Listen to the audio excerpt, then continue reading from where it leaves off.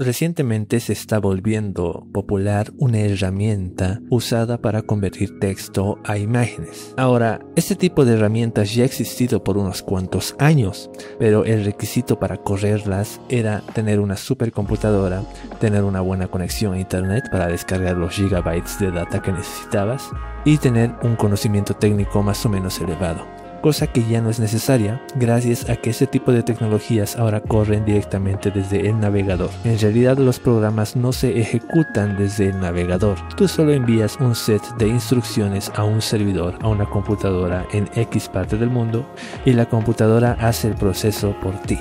Es el futuro, pero ¿los artistas debemos preocuparnos? Para los artistas esto es algo un poco peligroso, en especial para aquellos artistas visuales. Por ejemplo, ahora yo no necesito un logo de un diseñador gráfico. Ahora puedo diseñar mi logo simplemente escribiendo unas cuantas letras y la inteligencia artificial me botará una serie de logos de los cuales yo escojo el que quiera. O ya no necesito un fondo de pantalla hecho por un diseñador gráfico.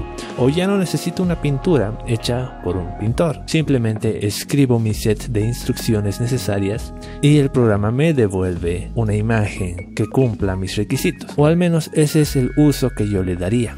Otras personas lo que hacen es generar memes y eso está completamente bien.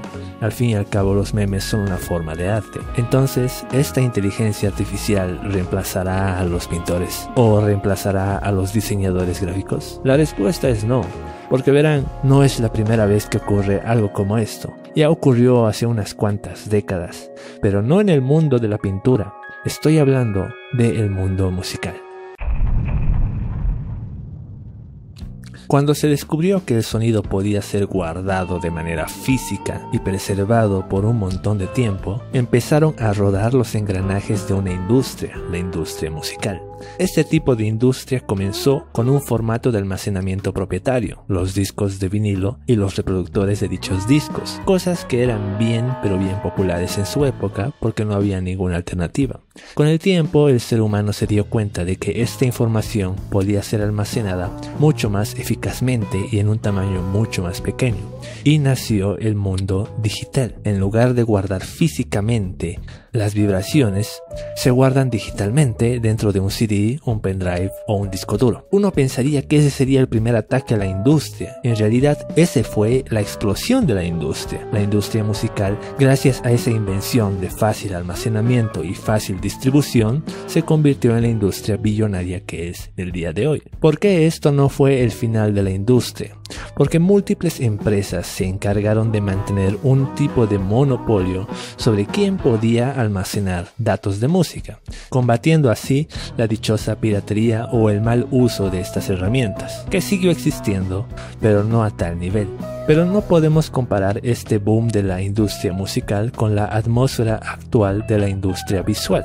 ¿Por qué? Porque no estamos generando ninguna música. La música la seguían generando los seres humanos. En cambio, en el mundo actual, gente común y corriente está generando resultados visuales. Pero sí existe un momento en el que gente común y corriente es capaz de generar música.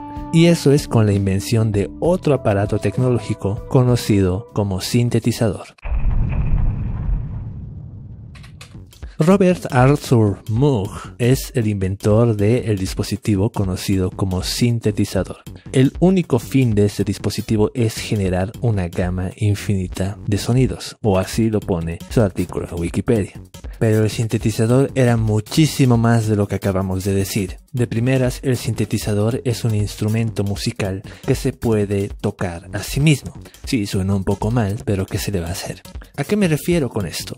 Un sintetizador puede tener detrás de él un secuenciador, un módulo que puede botar instrucciones aleatorias o predeterminadas al propio sintetizador, y el sintetizador puede botar el sonido.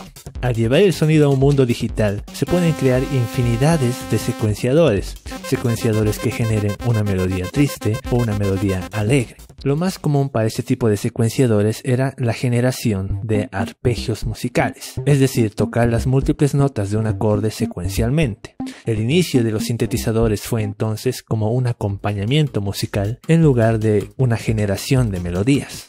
En la década de los 70 fue cuando bandas de rock y jazz empezaron a usar el sintetizador como un instrumento de acompañamiento. Se dieron cuenta de que la sensación de este instrumento era un poco controversial. El músico común y corriente sentía que estaba haciendo trampa al usar ese tipo de sintetizadores. Imagínense apretar un botón y que suene un acorde entero, o apretar un botón y que suenen 4 acordes 1, 2, 3 y 4 veces, o apretar otro botón y que suene un arpegio súper rápido que solo un tecladista de nivel avanzado podría tocar. Sí, ya pueden empezar a ver los paralelos con el mundo actual.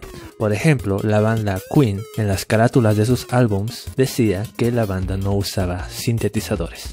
Sin embargo, el poder de los sintetizadores era tan fuerte que a pesar de las críticas de la época, se preserva hasta el día de hoy. Moog, el inventor del sintetizador, responde a unas cuantas preguntas que podemos tener en el mundo actual. Por ejemplo, la inteligencia artificial que convierte texto a imágenes no está empezando de cero. Ha analizado millones y millones de imágenes previas para conocer cómo es que una imagen se compone.